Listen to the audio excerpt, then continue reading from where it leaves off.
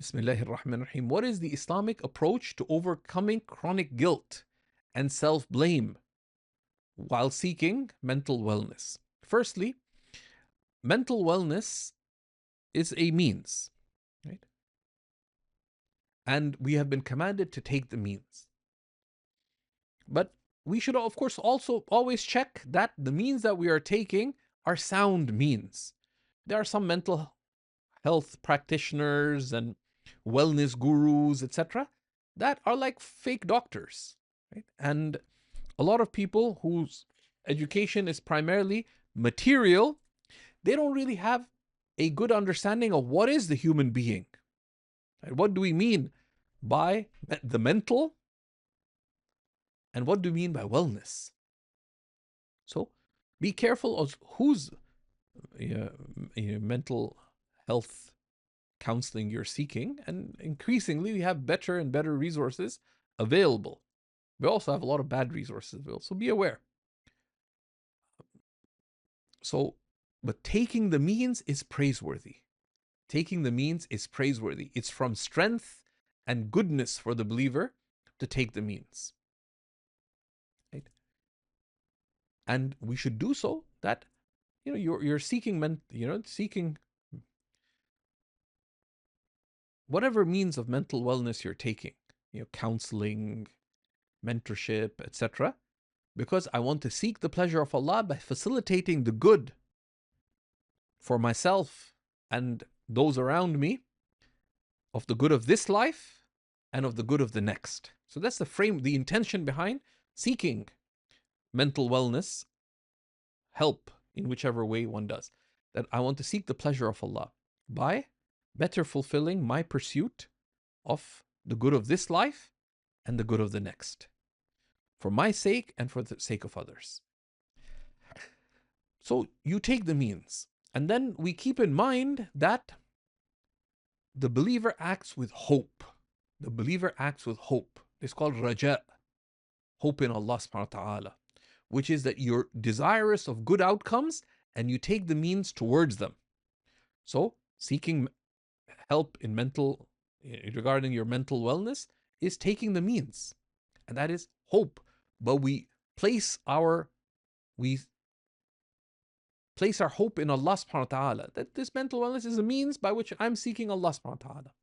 Hope is the heart's attachment to something desired in the future for the sake of Allah subhanahu wa ta'ala, as Imam al-Qushayri explains in the Risala. And hope is not passive. It's a living reality that drives us to seek the pleasure of Allah. So if that's what you're doing, then you should not feel guilt regarding it. And we've been commanded to take the means. Allah subhanahu wa ta'ala tells us in the Quran towards the end of Surah Al-Kahf, which is the 18th surah, verse 110, فَمَنْ كَانَ يَرْجُو لِقَاءَ رَبِّهِ فَلْيَعْمَلْ عَمَلًا صَالِحًا. So whoever hopes to meet their Lord, that's our intention, then let them do righteous actions and not associate anyone in the worship of Allah. So you're taking a means on your journey to Allah. So don't second guess. Right? Don't second guess. And in that as well, keep in mind there's a beautiful hadith of the strong believer. And the strong believer is better and more beloved to Allah than the weak believer, though there's good in both. What is the characteristic of the strong believer? You might think that, well, I'm weak. I'm taking mental wellness help. I'm seeking counseling. No, the strong believer is the one who has the resolve and determination to take the best available means towards the best outcomes. That's the strong believer. And the Prophet ﷺ explained it. Be avid for all that benefits you. Right? So by seeking mental help, mental wellness help, seeking counseling, seeking mentorship, seeking advice, asking questions, this is all from answering the call of the Prophet ﷺ. Be avid, ihris ala ma yanfa'uk. Strive, seek, be avid for all that benefits you. And the Prophet ﷺ continued, wasta'in billah, seek Allah's assistance. And do not be helpless. Wala ta'jaz. Don't say, I can't do anything. No. Take the means. That's a strong believer. But trust in Allah. And then if something happens, you find yourself needing help, The Prophet ﷺ said, if anything befalls you, do not say, if only I had done this or that, then it would have been such and such. Right? Saying low, if only. Right? Do not second guess.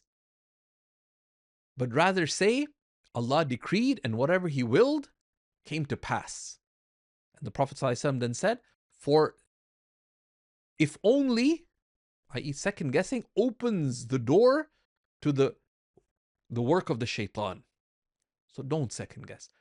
Take the right means, then place your trust in Allah, and don't accept the internal or external chatter. And have the confidence that this is part of your hope as a believer. Take these means with gratitude to Allah. And when you feel uncertainty, then ask Allah subhanahu wa ta'ala for help and consult that I'm feeling bad about such and such. What's your advice? And part of the roles of the inheritors of the Prophet is instill hope in our lives, right? To uplift us so that we can go from looking down on the misery of worldliness to the vast expanse of eternity. Alhamdulillah.